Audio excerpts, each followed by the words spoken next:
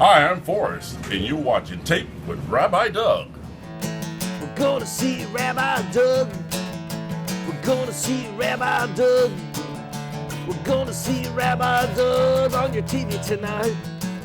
But Daddy, I want to watch Monday Night Football. Forget about Monday Night Football. There's no other thing we're going to watch on Monday but Rabbi Doug. Yeah, Rabbi Doug on TV tonight. We're gonna see Rabbi Doug. Oh, everybody talk about Doug. Shalom and welcome to Taped with Rabbi Doug.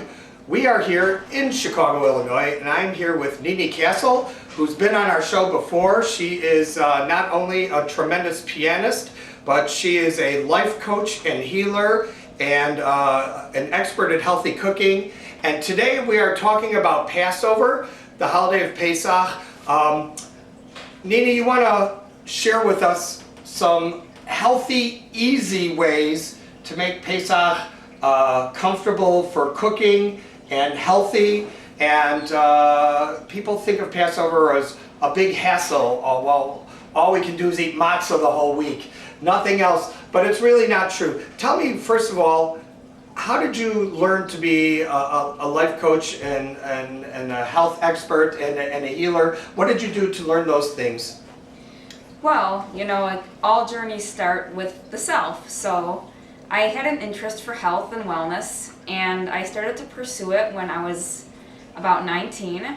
I got very into fitness, and I was cooking for myself since I was 8.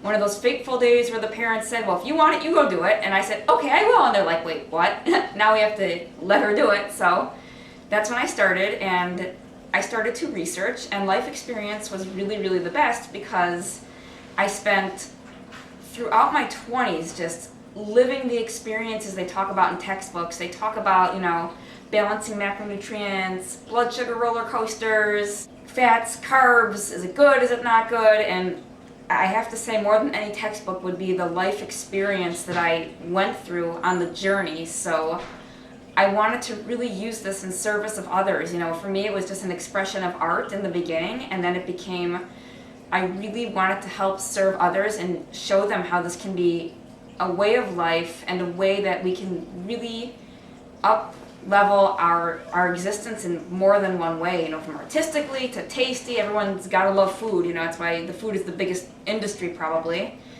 So I wanted to extend it to, you know, Passover cooking because like you said, everyone thinks, matzah, matzah, matzah, matzah. Well, that's not true. Think of people who are gluten-free or who can't have wheat or who can't have dairy. It's not so different. It's only a few little shifts that you're doing. So I just wanted to express this in the art of mostly vegetarian, but this can definitely be, you know, for most people, a lot of people like chicken and beef, or you can even use dairy products or fish or whatever. So this can really extend more than just what I'm showing in the vegetables. Now, are you yourself nowadays eating any fish, dairy, and meat yourself? So I eat fish and I eat dairy and eggs. I do not eat chicken or beef or any kind of red meat. I gave that up almost 10 years ago, and it's worked for me. Now, obviously I'm in service that there's as many people as there are in the world. That's how many diets and eating plans. You know, the truth is diet is not really such a nice word. It's got a kind of a bad rap, so I have to say that's as many eating plans as there are in the entire world. How do you yourself find that you keep up the amount of carbs that you need to have to stay healthy and the protein that you need to stay healthy? Do you have to focus on fish and cheese and eggs to get those things, or do you find other ways to do it? I found many ways to do it. For me, myself, I like to balance it. There's plant protein. Those are your legumes, which are not kosher for Passover according to certain customs. But those are also, you can combine different plants to get the essential amino acids. So legumes like beans and corn have a lot of protein in them? They do when they're combined, like peas and lentils. They have fiber and they have a lot of protein. Yeah. Interesting. Okay. So tell me, do you need to, and I know you do, but do you need to be working out on a regular basis along with a diet like this to stay healthy? Is it necessary? Is light working out, light exercise enough when you're on a healthy diet to stay in good health, or do you need to really have a regiment when it comes to working out and exercising?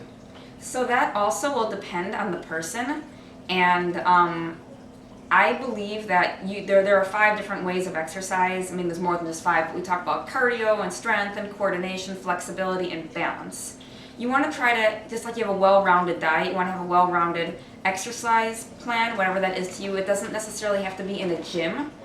It could be, someone lives on the 3rd floor of their building and they have to carry up all the groceries. It can be walking to the grocery store instead of taking the car or the bus. You can really implement it into your life, and I like to also try to service people who say, well, I don't have time for the gym, or I have children. Well, that's fine. That's fine, because even caring for kids, clean up, when you're bending, there's an art called functional training, which talks about how you can make your movements functional for you. So definitely a healthy diet or eating plan goes hand in hand with healthy movement, because yes, you can be eating healthy, and that's great. But the other part of that, it's 2 halves of the same whole, is to make sure that you're moving your body, whether that's in a gym, on a bicycle, swimming, whatever, or it's, just implementing it into your day-to-day life. You want to try to get your heart rate up, because that's when your body starts to get into the fat burning zone, and that's when you're sweating and detoxing in more ways than just one. Interesting. During the regular year, not Passover, what is your gluten intake? Do you eat bread? Do you say hamotzi on Shabbat with challahs? Do you only taste it because you don't want to take in too much gluten? How do you do that in your healthy diet? So with me, I believe everything in moderation, and I do have bread, but I don't have bread every day, because before I had gotten into this, and even on the journey, I would, because my exercise routine is, a little larger, so you have to make sure that you're balancing appropriately, and I had days where I had bread, and I would have a lot of bread, so I didn't necessarily go out on cake, but I did have it for bread. And I say this just so people hear that, even for someone who is very health conscious, the struggle is the same. Well, Oprah says, I love bread, I eat bread, right? I love bread. Exactly, so I love bread, and when I took my health personally to the next step, everyone said to me, you gotta give it up. And I said, but I don't want to. So I made bread, something that I have twice a week, and it's not on Shabbat, actually. Do you make whole wheat bread I do. and healthier bread, right? I do, or if I'm getting it from the store, I make sure it's the whole wheat or, the whole grain, that type of thing. But I have it twice a week, and I very much enjoy it in that moderation, because then I get to look forward to it. It's a treat. Yay, I get to have bread. So you can definitely do that with your food. And on Shabbat, I will just have the taste, just to say hamotzi. And I don't, You don't indulge. I don't indulge, because I've had my other days on different eating plans, just based on my needs. I understand. And what about drinking wine or grape juice if you can't drink wine? What do you do for kiddush and stuff as far as healthy diet? Now, I know people who are on very healthy diets, and what they do is, just to talk about Shabbat, not Pesach because it's a little bit different, but on Shabbat, they always have a guest every week, so the guest can say kiddush on a whole cup of wine or grape juice, whatever the case might be, and they take little sips of it, but that's it. They don't have any intake of wine or grape juice on a regular basis, or at least indulgently, because of their healthy diet habits. What's your take on that? So they actually say a cup of red wine, the dry red I've wine, heard that. is very healthy. Even for a pregnant woman, they say.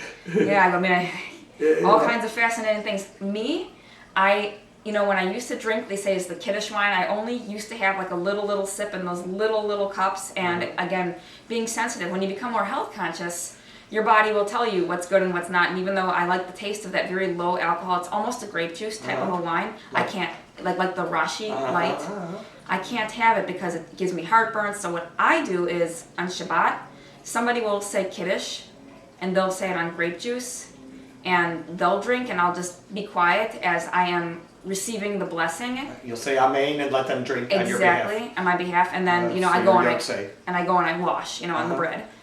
And for Passover, Pesach, what I do is I take a little sip of the red wine, because I don't like the grape juice, even less I like it, so I like prefer the wine. But I have my water bottle right next to me so that I can wash it down immediately to avoid it, or to reduce the heartburn as much as I can. And I certainly do not drink 4 full cups. It's a sip. It's literally a sip. And then It's just, it'll be 8 to 12 ounces of water right next to me so I can just keep myself hydrated and clean as best as I can. All right, and that's how you do it diet-wise and still try to come close to or as close as you can in your healthy habits to fulfill whatever you can.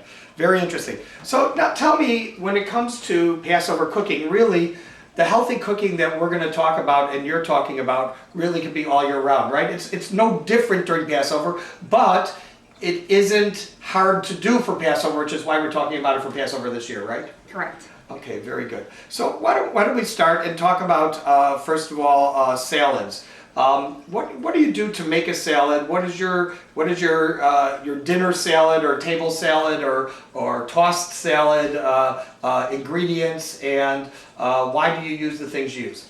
So I have a few of them. The salad, if you want me to talk during the year, it's not kosher for Passover, but it's my favorite one, is green beans with fresh corn, avocado, and rice or quinoa. They're both really, really good. You put a little sea salt into taste, you mix it up, and it's just, it combines all the, say without the beans, the corn, beans, and rice to make those proteins complete. Interesting. And on Passover, what I do is I take asparagus, because it's the same color as the green bean, even though it's quite a different nutrient, and I mix that with quinoa, because quinoa is kosher for Passover, and then I use the cooked carrots, because it's got the sweetness. It's not quite corn, but it's got the sweetness, and then I still use the avocado the same. Let me clarify something that you said, just so people understand. The Ashkenazic Jewish custom, as you mentioned, is not to eat legumes, so corn and beans would fall under that category, so you can't use those. So you're saying you use asparagus, and what else did you say? Carrots and quinoa. Oh, and quinoa, right. Instead of rice. So rice also falls under the category of legume and or replacement grain. And so quinoa is something that is allowed to be used. So you use quinoa and asparagus in exchange for that. And does it keep the same healthy level? The protein is a little bit different, so you have to find other ways to balance your protein, but asparagus is very healthy. Quinoa is extremely healthy for you. Carrots, a lot of vitamin A, and avocado is a wonderful source of healthy fat. And when people hear the word fat, they freak. They're like, fat, whoa, keep it away. And that's something, it's a shame because it's good for your brain, and just to have education of what is considered a healthy sort of fat and what is not considered a healthy source of fat. So, So what about if somebody wants a chef's salad? What if they want to go and make the salad the full meal? What would you add comfortably to a chef's salad to make it more complete of a meal? So what I would do is I would try to, again, we focus on balancing the macronutrients, which is your balance of fat, fiber, and protein. So, the lettuce is filled with that fiber. It's very good. It's very low in calories. But Are we talking about head lettuce or leaf lettuce or romaine lettuce? Which one, or are they all equal in some way? They're similar enough. I mean, I've never thought to classify them differently. I'm talking about the iceberg lettuce. That's what I use. And but leafy greens in general, they have a lot of iron, a lot of very good macronutrients for you. The greener, the more iron, right? I think so, yeah. And so then I'll add in like tomatoes, cucumbers. You can even put in an egg, because an egg is a wonderful source of protein and fat. You can put in nuts. You include the yellow when you do it? Yeah. You do, okay. Yeah. Okay. The yellow, the thing to know about the yolk actually is it's a wonderful source of good cholesterol. And the white is where the protein is, and the yellow is also where the good fat is, and it's one of the best sources of fat that you can get. That's interesting that you bring that up. So people often say, I don't eat the yellow of an egg because I have high cholesterol. But you're saying that the yellow of an egg is really the good cholesterol. Really? I think people don't know that. Yeah, no, it's one thing to know is that, just a dietary wise, especially in the United States, there's a lot of sedentariness. It's just our jobs, sitting, and there's a lot of very quick processed food, and even food that says all natural on the package is not necessarily all natural, and we mistakenly think that it's good for us because we're such everything quick, so that the art of putting together a meal and knowing what you're doing has been somewhat lost just along the way. So, when people have cholesterol issues, it's not because of eggs, but it's because of the high processed foods, the high fat content in the meats that they're eating, like, the hot dogs, and not that I want to go putting down foods, it's not what I'm here to do at all, but, all the red meats and, the high levels of unhealthy fats, that's what causes it. That's what causes the blockage to happen. What is as a health coach, what is your opinion or your practice between organic and non-organic vegetables and foods? And tell me, is there that much of a difference in the big picture for someone in their level of health? You know, that's a huge controversy. Huge controversy. I've heard back and I've heard forth. When it comes to things natural that you see from the ground, it's best to do the organic because you're not putting in all those growth hormones. You're not putting in all the pesticides, or maybe much less. So when it comes to natural things, especially like apples, there's a list of certain foods that really you should be very mindful of, that you should really try to go organic if possible. Things like avocado, not necessarily as much. It has a thicker peel, but apples, they're so susceptible. But when you go to the store... So that would mean pears would fall into that same category, and other things with thin skins that are edible.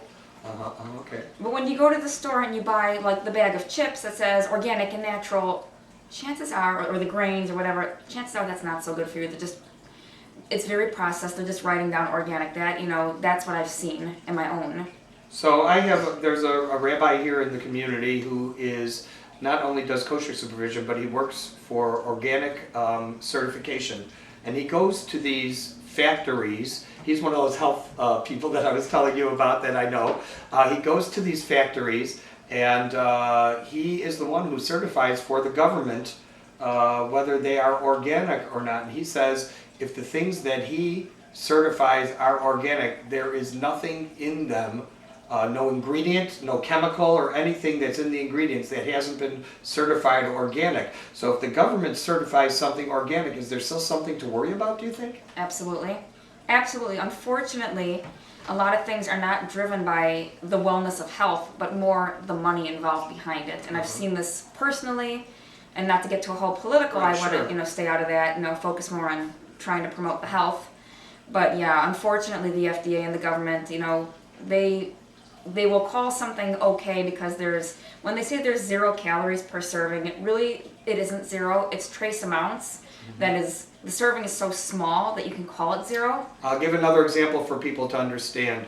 There are a number of things that say non-dairy, but if you look on the kosher label on it, it says OUD or OKD on it, which it says it is dairy because there are dairy ingredients, but according to health as far as allergy and government's minimal amount standards, it doesn't fall under the category as dairy. But under kosher laws, because there are dairy ingredients, it is dairy. A good example of that would be Coffee Mate non-dairy creamer that people put into their coffee. Coffee Mate says non-dairy, but it says OUD, and it is actually dairy in its ingredients and can't be used with meat in kosher settings. So that's just an example, not that I want to talk about processed foods. I do want to talk about some of the things you prepared here for Passover. And this here is looks like a sort of a chef salad, a dinner salad. Tell me what's in it and why you chose to put in it what you did. And I see there are onions, which you didn't talk about. Okay, so I chose to put in lettuce and tomatoes and egg and purple onion and nuts of your choice. And I actually like to put cheese in here. I did not put it in this particular dish, but I do like to. And the reason that I do that is because I like to try to cook with the rainbow. It's a very fun, artistic concept.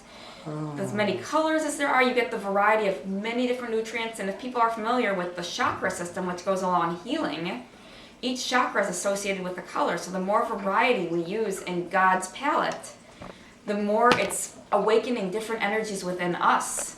And the more that we can service others, it's really a fascinating thing. So not only does it balance macronutrients of fat, fiber, and protein, it also balances the color spectrum in a variety of ways using just your very basic ingredients, like natural types of ingredients. So do you use oils and vinegars for dressings, or salts for dressings, or no dressing? What do you do for yourself? And when people want dressing at the table, how do you prepare that dressing? So I am no dressing. For me personally, oils and I do not agree. Now, it doesn't mean that oils are not healthy. You have a lot of very healthy oils, again, to watch out for things like trans fat.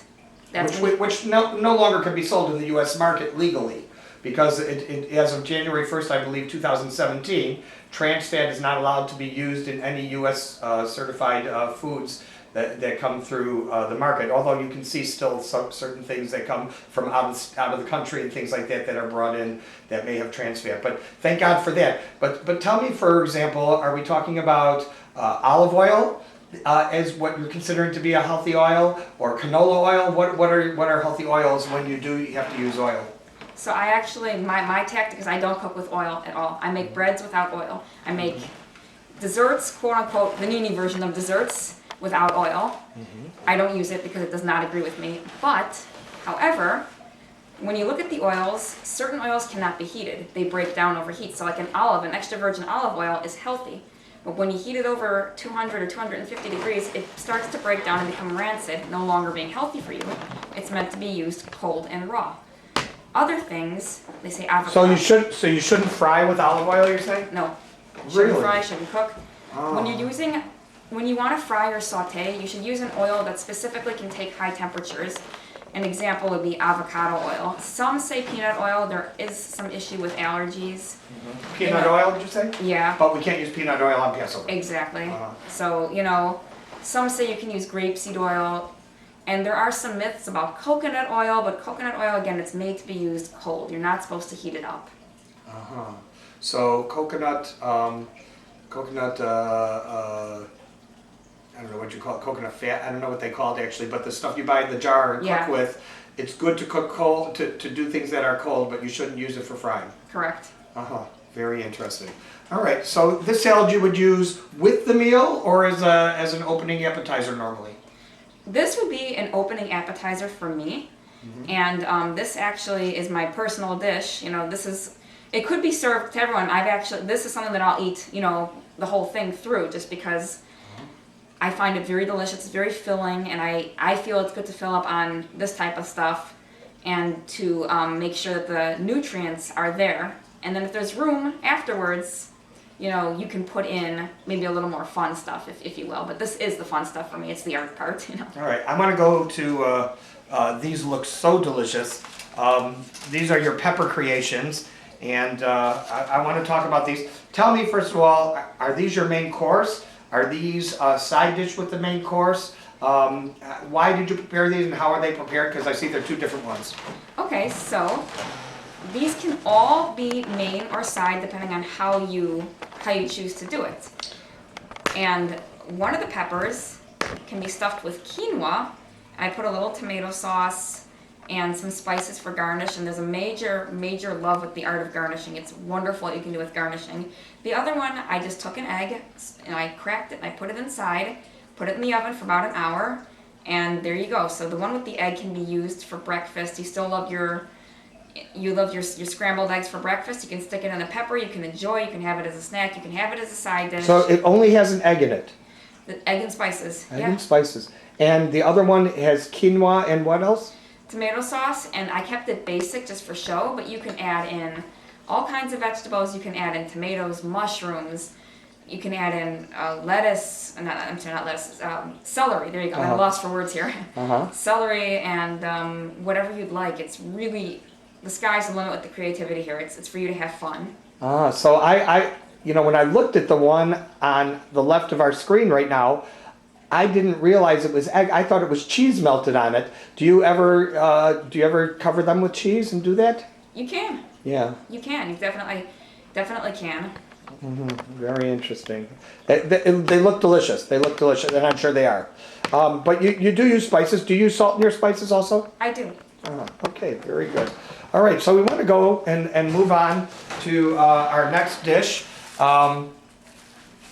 This is your vegetable dish. Is this a cold dish or a warm dish? This is a cold dish, but there are some ingredients that were cooked. So I have cooked carrots, which I will cook, the day before, and very, very delicious. I'll garnish them with, salt, pepper, and garlic. Gives it a nice flavor and I'll put an onion in there because the onion gives it such a rich sweetness that the water left behind. Just get a really good picture of this. And I love, once again, the rainbow colors, as you mentioned, make it look very, very attractive. Yeah. Wow. And that's the whole fun. And then, I put in the raw tomatoes, steamed broccoli, and the onion for some color, the purple onion. You can put in yellow squash for yellow. When it's not Passover, you can put in corn. You can really just have a lot of fun with the rainbow. It's fascinating. Wow, this is so cool.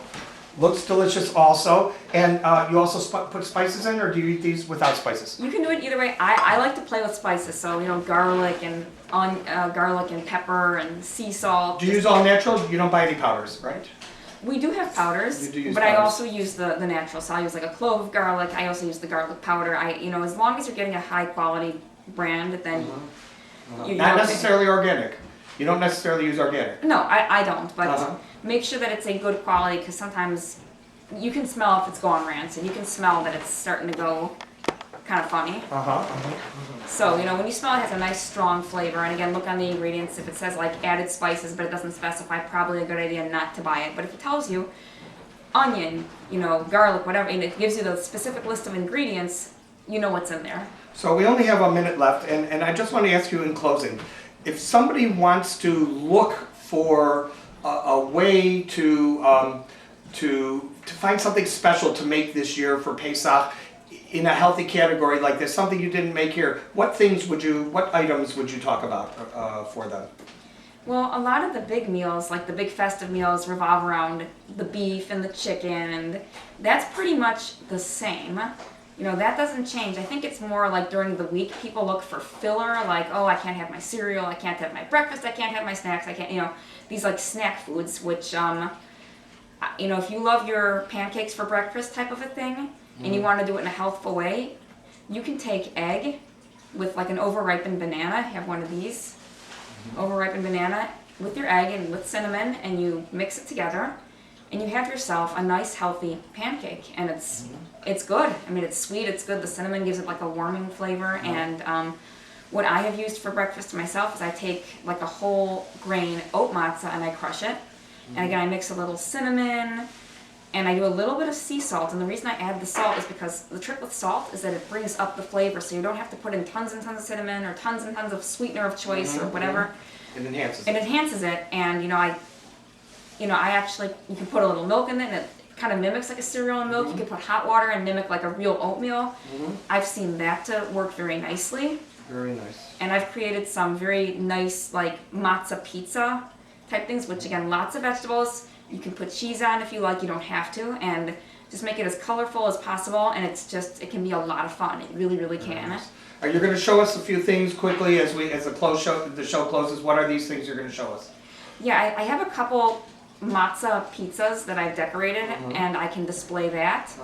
And another very cool one, if fish is expensive or what have you, or you want to do something very, very easy, you do this with canned tuna. I line the bottom of the pan with onion, and again, garnish to taste, a little bit of water, and you can take the canned tuna, might require a few cans if you're doing a large pan, and you put it on top of the onion, garnish it on top, and you put it in the oven and you bake it for about an hour.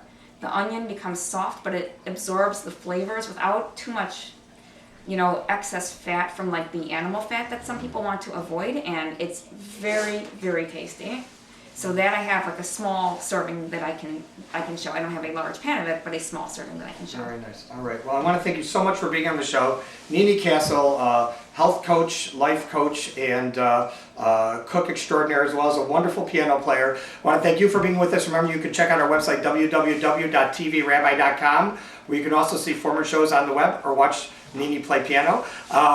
And if you want to email either of us, info@tvrabbi.com, I'll forward it to Nini, and I know she'll get back to you. Hope to see you next time. Chag Sameach, happy Passover, everyone. This has been a Taped with Rabbi Doug production.